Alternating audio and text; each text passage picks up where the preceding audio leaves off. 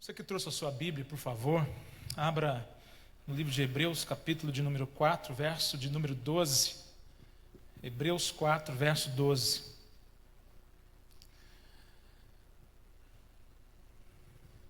Estou vendo ali o meu amigo Fernando, com a esposa também. Deus abençoe vocês. Hebreus 4, verso 12. Cumprimentar os nossos amigos também que nos acompanham pela internet. Fica com a gente, fica conosco. Todo mundo achou?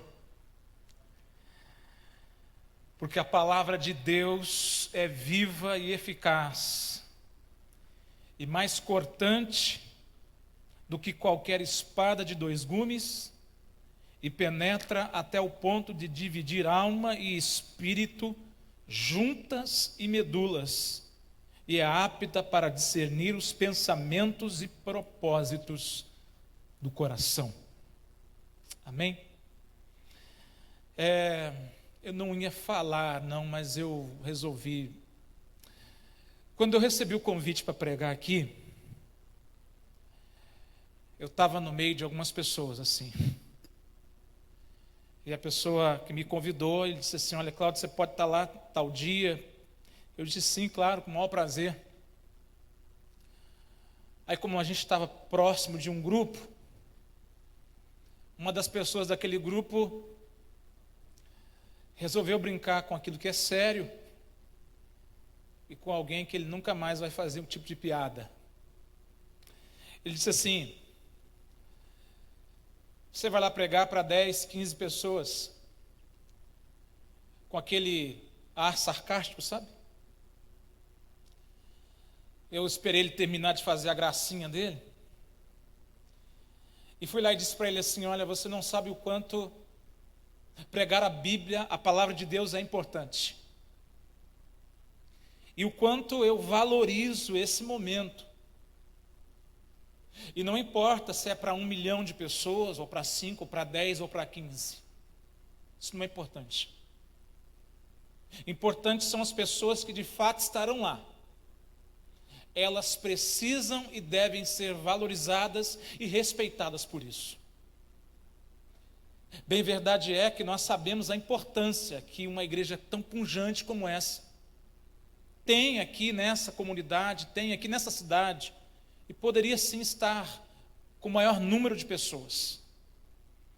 Mas eu também sei que você que está aqui, Deus vai falar com você, porque você está presente.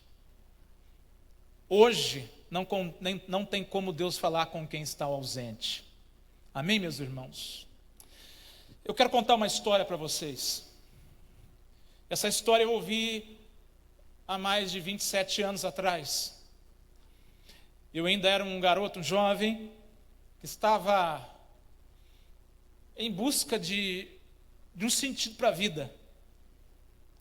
E eu me lembro que quando eu ouvi essa história, ela não fez muito sentido para mim. Mas nós servimos a um Deus que fala, meus irmãos. Nós servimos a um Deus que fala.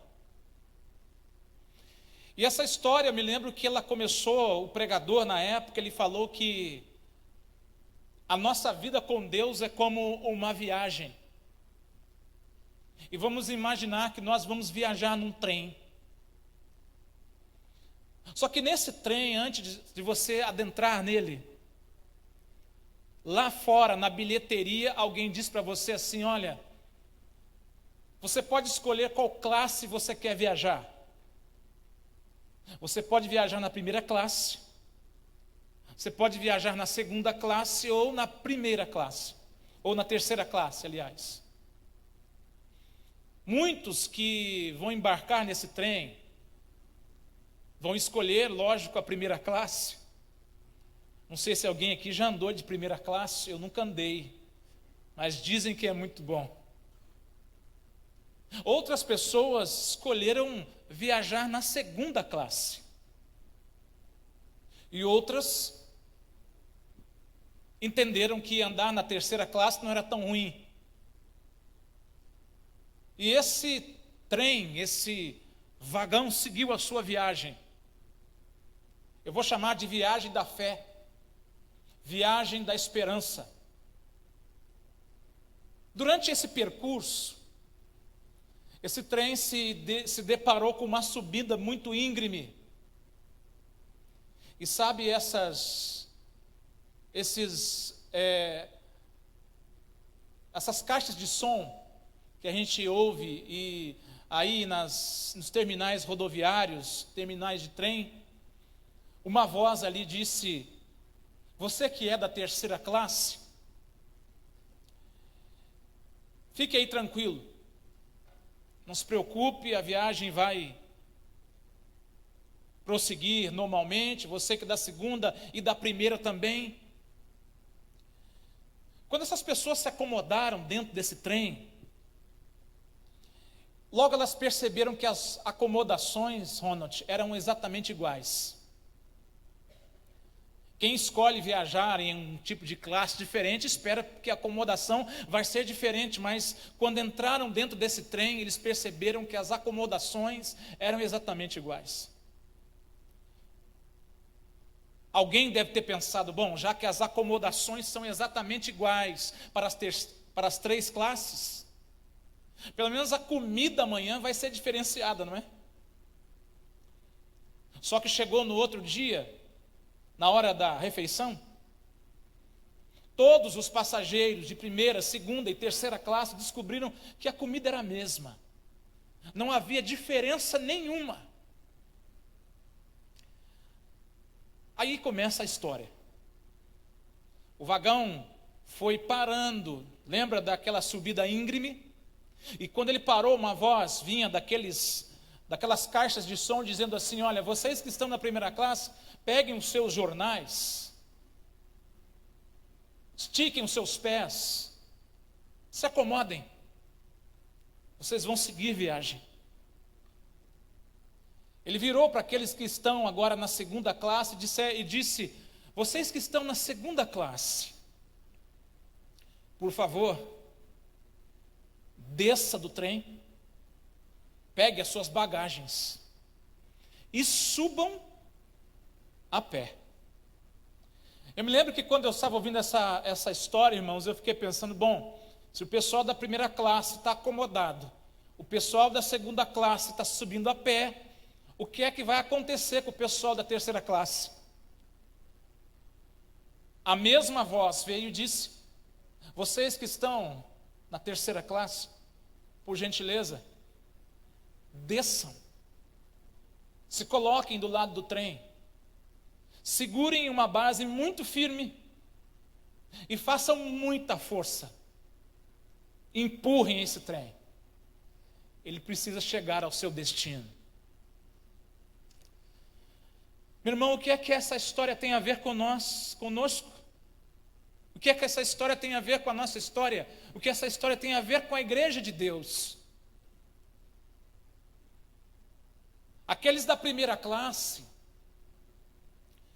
são aqueles cristãos que o evangelho não lhes custa nada. O evangelho não tem dor, não tem custo nenhum para ele. Não tem preço algum. Porque o que de fato importa para ele são as luzes dos holofotes, a luz da ribalta. O que importa de fato para esses que escolheram andar na primeira classe, irmãos, é que o evangelho é aquilo que o evangelho pode lhes dar, lhes proporcionar de bom, a saber, as promessas. As pessoas que escolhem andar na primeira classe são aqueles que não estão nem um pouco preocupados com o andamento desse trem, como ele vai chegar no seu destino. O que eles querem é aproveitar a viagem, porque, como eu lhe disse, o evangelho não lhes custa nada. Não lhes tem preço algum. Todavia, tem um povo que resolveu andar na segunda classe. E esse povo que resolveu andar na segunda classe, eles até pregam o evangelho. De alguma forma, eles oram um pouquinho. Eles dizimam de vez em quando. Eles ofertam um pouquinho. Eles até fazem a obra de Deus de alguma forma, desde que o pastor vá junto, desde que haja um líder da igreja o acompanhando, desde que o seu nome seja citado na lista de agradecimentos lá no final. De alguma forma, eles pregam o evangelho, desde que esse mesmo evangelho tenha algo a lhes oferecer. Esses são aqueles que andam na segunda classe. Pregam um pouquinho, oram um pouquinho, frequentam a igreja um pouquinho, colaboram de alguma forma um pouquinho, quando dá, da sua forma, do seu jeito. Agora tem um povo, que é o povo da terceira classe. E o povo da terceira classe, ele não se importa se o nome dele vai ser citado na lista de agradecimentos. Ele não se importa se ele vai ser lembrado em algum momento, em alguma reunião. A única preocupação dele é que se o evangelho de Jesus Cristo está sendo de fato pregado, é se o evangelho de Deus está sendo levado àqueles que precisam. Meus irmãos, eu vou tentar dizer para você por que eu estou dizendo isso. Nós não temos motivos nenhum para sorrir. Na verdade, nós estamos devendo muito. Estamos devendo e devendo muito. Muito. Talvez você esteja se perguntando, irmão, do que você está falando? Você sabia que existe aqui no Vale do Paraíba, São Paulo, Grande São Paulo e parte do estado,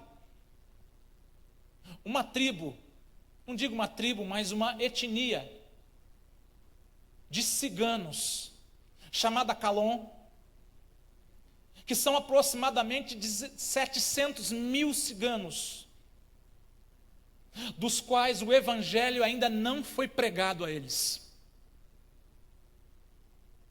Você sabia, por exemplo, que existe só na bacia amazônica mais de 35 mil comunidades ribeirinhas, das quais quase 15 mil ainda não receberam o evangelho de Jesus, nem a igreja católica chegou lá ainda. Nós estamos devendo. Você sabia que dos mais de 7 mil idiomas ou dialetos que são falados ainda no mundo, quase 3 mil não tem um versículo da Bíblia traduzidos? Sabia que das mais de 117 etnias ou tribos indígenas, que compõem mais de 200 mil índios, só na bacia amazônica ainda não foi alcançadas pelo evangelho? Nós estamos devendo e devendo muito. E deixa eu te dizer uma coisa aqui que ninguém me pediu, segredo. Você sabe qual é a maior ferramenta de evangelismo quando se fala de igreja adventista no mundo? Você sabe como se chama? Rede Novo Tempo de Comunicação. Os irmãos sabem disso, né? Milhões de pessoas são alcançadas por dia. Mas você sabia que nesse momento, agora, são números defasados, ultrapassados e nem redondos são. Mais de 1.300.000 pessoas estão esperando a visita minha, sua e nossa. 1.300.000 pessoas estão esperando a visita de um adventista nesse momento. Nós estamos devendo. Irmãos, eu fico pensando como será triste nós chegamos naquele grande dia da volta de Jesus Cristo. E nós ouvimos da boca dele: apartai-vos de mim. E nós ouvimos da boca do Senhor, e talvez da nossa, dizendo: Senhor, mas eu fiz, eu preguei o seu evangelho, eu expulsei demônios, eu fiz coisas extraordinárias. Mas o Senhor dizer para nós assim: olha, mas se apartem de mim, eu não vos conheço. E eu vou repetir essa frase para você ficar bravo comigo mesmo. Nós estamos devendo muito. Milhares de pessoas nesse momento, irmãos, estão esperando uma visita sua. Talvez eu disse isso aqui da última vez que esteve aqui. Todo adventista do sétimo dia deveria, Murilo e Ronald, levantar-se pela manhã e pedir para Deus: Deus, quem é que eu vou abençoar hoje? Todo adventista do sétimo dia deveria se levantar de manhã, conhecendo o que nós conhecemos, tendo o conhecimento que nós temos, e pedindo a Deus: Deus, quem eu vou abençoar hoje? Eu vou ser mais extremo ainda na minha incisão. Nós deveríamos pedir um Uber, não interessado somente no trajeto que nós vamos fazer. Nós deveríamos pedir um Uber interessado no motorista que lá está. Nós deveríamos parar os nossos veículos para abastecer em um posto de gasolina, não somente interessado em colocar combustível, mas também no frentista que está ali, do qual nós acabamos fazendo amizade. Nós deveríamos ter no coração, irmão, a certeza de que milhões de pessoas estão se perdendo, milhares de pessoas estão se perdendo, e a pergunta que eu me faço todos os dias é: em qual classe eu estou inserido nessa viagem? Semana passada eu me perco no tempo, não é passada, é mês passado. Eu conversava com uma senhora, não vou revelar o nome dela porque está sendo transmitido pela internet, né, pelo Facebook e YouTube. Mas eu me lembro que eu atendi o telefone dessa senhora, ela chorava copiosamente. E eu disse para ela: calma, eu estou aqui com a senhora, quando a senhora se acalmar, a gente conversa. Não sou psicólogo. A ajuda que nós temos em um momento como esse, além do conhecimento de vida, o conhecimento teológico, acima disso tudo, é a ajuda do Espírito Santo, eu não tenho dúvida. Mas ela se acalmou, ela só queria falar. E quando ela começou a falar, ela disse assim: meu irmão, eu tinha 3 filhos. Eu estava feliz da vida. Os meus filhos se formaram em medicina. A minha vida estava maravilhosa. Os meus filhos acabaram de se casar. Mas há um tempo atrás, 3, 4 meses atrás, um deles saiu para trabalhar de manhã de moto e sofreu um acidente e veio a óbito imediatamente. Lembra que ela disse que tinha 3? Um dos irmãos, o irmão do meio, ele recebeu a notícia, no trabalho ainda, e ele queria chegar na casa da mãe antes da notícia ruim chegar, preocupado com a mãe. Ele pega o carro, sai em direção à casa da mãe, e no meio do caminho, sofre um acidente também. E pasmem, também vem a óbito, no mesmo dia, num espaço de 2 horas. E o terceiro filho dessa mãe, ele é um usuário de drogas, vive na Cracolândia. E ela disse que é um filho que se perdeu. O que é que se diz para uma mulher como essa? Mas para minha surpresa, depois de 30, 40 minutos conversando com ela, ela foi recuperando a sua sobriedade, podemos dizer assim. Ela foi se acalmando. Eu pensei que eu estava consolando ela, mas na verdade eu estava sendo consolado. Porque ela me disse assim: meu irmão, a única coisa que me sustenta de pé ainda, a única coisa que me mantém viva, é a certeza de que através da minha vida eu vou alcançar outras pessoas para Jesus. Além disso, os meus 2 filhos, eles morreram em Jesus Cristo. E um dia eu vou poder abraçá-los de novo, vou poder louvar a Deus com eles de novo. Essa é a minha única esperança. Todas as vezes que eu me deparo com um assunto como esse, com uma história como essa, eu me pergunto: Senhor, o que é que o Senhor quer de mim? Todos nós, irmãos, temos uma missão. Todos nós somos chamados a uma missão. Aliás, é uma das coisas que sustenta a Igreja Adventista do Sétimo Dia de pé, é o senso de missão que nós temos.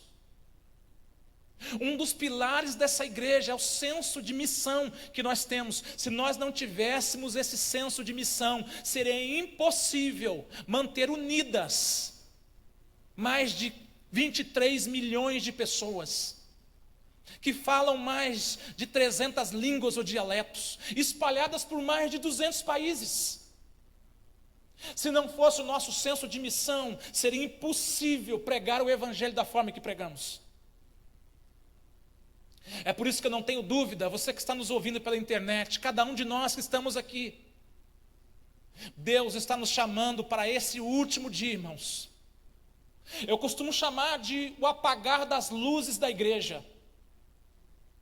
É no apagar das luzes da igreja que o servo remanescente, que o fiel de Deus vai levantar-se com força, ousadia e coragem para proclamar esse evangelho nessa última hora. Eu não sei em qual classe você está viajando, eu não sei em qual classe você se encontra, mas é o tempo, irmãos, de nós voltarmos a Deus e perguntarmos a Ele: Senhor, qual é o seu plano? O que é que o Senhor quer que eu faça? Irmão, todos nós aqui temos um ministério, de alguma forma. Talvez você não cante, talvez você não pregue, talvez você não opere uma câmera, mas você tem um ministério, você pode ajudar a igreja em algum momento. Só que, além do nosso ministério, nós temos que ter uma missão lá fora. E sabe o que me dói no coração, irmãos? Que muitas vezes nós não conseguimos alcançar nem o nosso quintal. Nós não conseguimos alcançar nem os nossos vizinhos. Nós não alcançamos nem a nossa própria casa.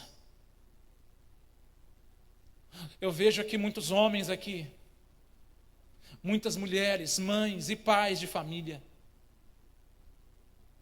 É com você e para você essa mensagem também. Lá na sua casa, o Espírito de Deus quer te usar. Lá na sua casa, o Espírito Santo quer te usar.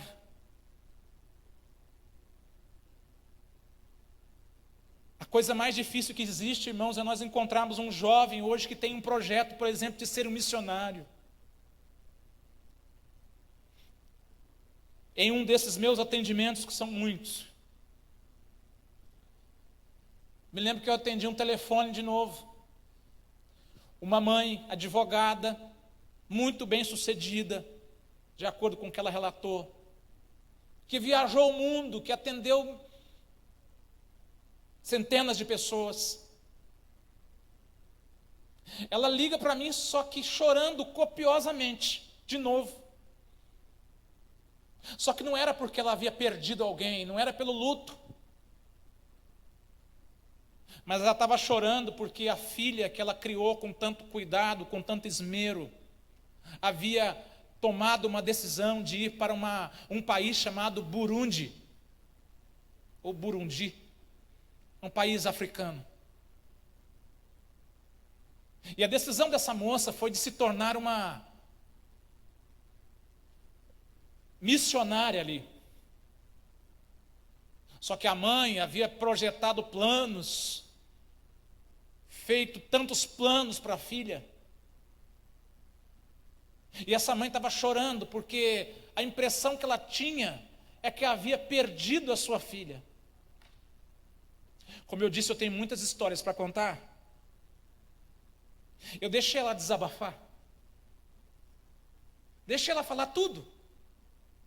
E quando ela se acalmou, eu disse para ela assim: minha irmã, escute bem o que eu vou te falar, com todo o respeito e amor que o Evangelho exige que tenhamos.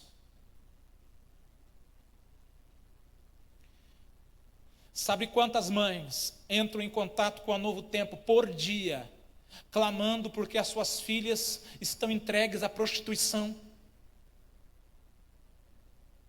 Sabe quantas mães, quantas entram em contato conosco pedindo socorro porque os filhos estão perdidos nas drogas?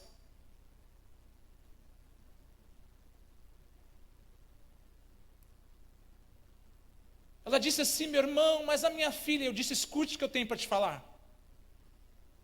Se alguém tem que chorar aqui, que sejam essas mães. Essas mães que, por enquanto, infelizmente, têm visto os seus filhos se perdendo. As pessoas das quais elas mais amam se perdendo. Mas você não. De acordo com a Bíblia, a sua filha vai ser embaixadora de Deus. De acordo com a sua Bíblia, com a nossa Bíblia, com a palavra de Deus, a sua filha vai ser representante dos céus. Então não chore. Louve a Deus, porque a sua filha vai ser uma bênção nas mãos de Deus. Que chorem as mães que estão desesperadas, mas você não. Eu volto a dizer, irmãos, nós estamos devendo e devendo muito. Não vou me alongar muito nessa mensagem.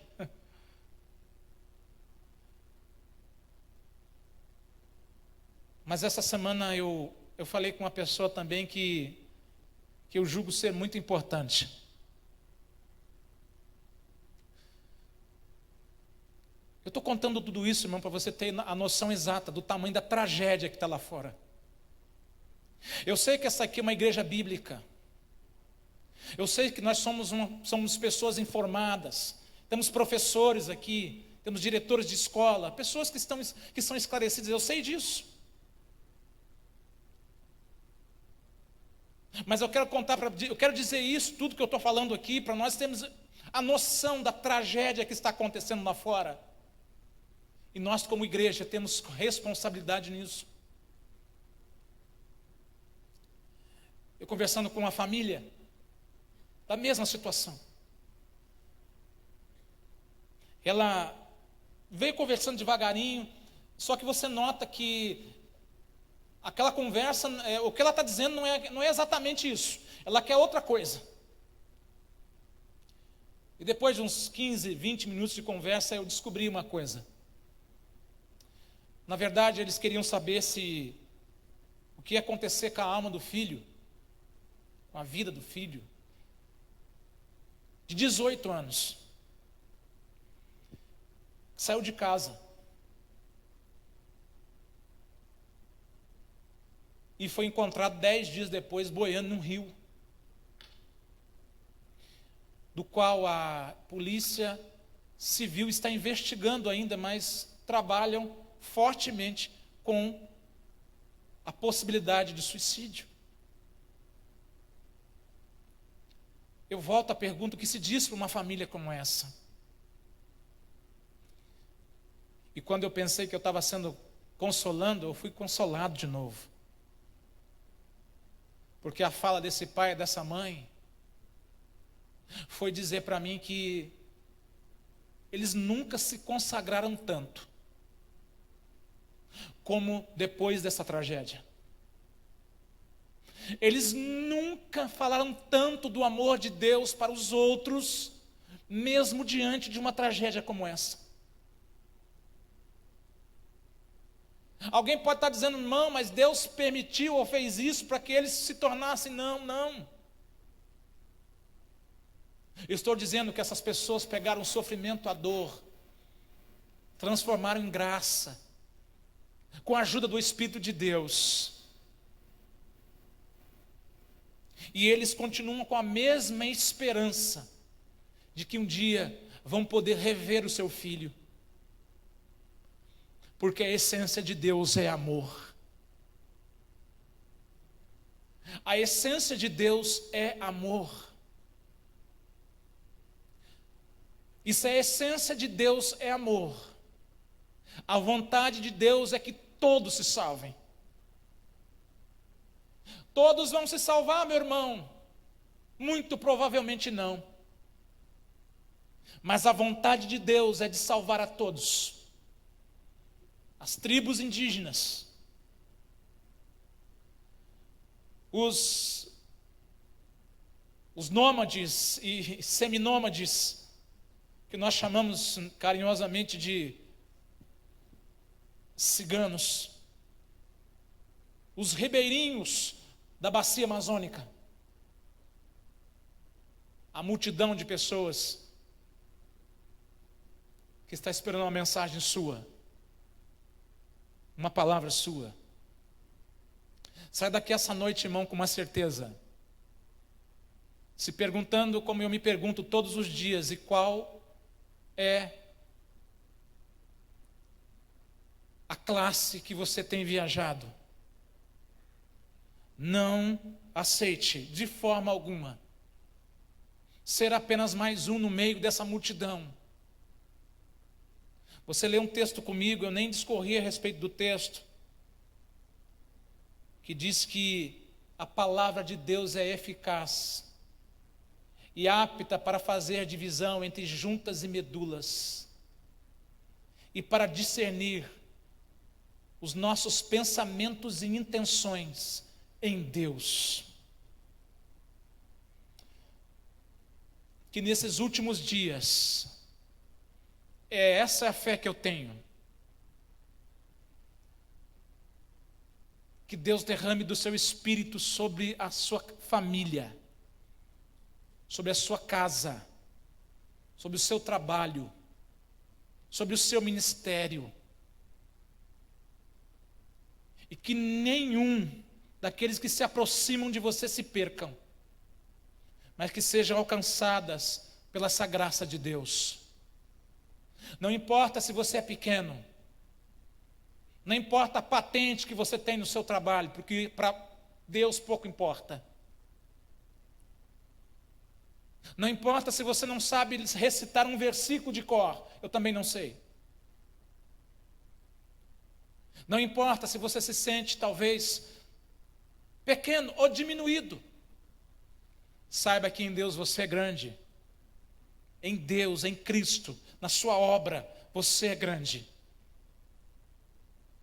E Deus quer usar você para a glória do nome dEle. Saia daqui com essa certeza, que nós podemos e vamos fazer grandes coisas em nome de Jesus. 1,5 milhão de pessoas, mais de 1 milhão de pessoas estão esperando. Claro que existem alguns meios legais, quando se fala de novo tempo, mas milhares de pessoas estão lá fora, nesse momento esperando só você dizer para ele que Jesus Cristo em breve vai voltar. Amém, meus irmãos? Vamos orar? Posso pedir para os irmãos ficar de pé, irmão? É bom para esticar as canelas, né?